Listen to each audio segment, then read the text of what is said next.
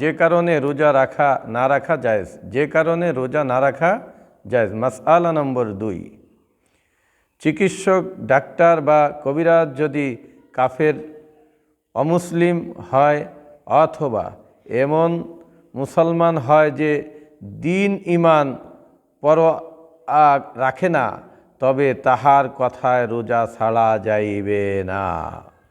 আবার রিপিট করি, চিকিৎসক, ডাক্তার বা কবিরাজ যদি কাফের, অমুসলিম হয় অথবা এমন মুসলমান হয় যে দিন ইমানের পরোয়া রাখে না, তবে তাহার কথায় রোজা ছাড়া যাইবে না।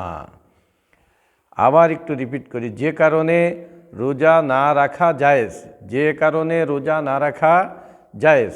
মাসআলা নম্বর 1, কেহ যদি এমন রোগাক্রান্ত হয়, কেটে দাও।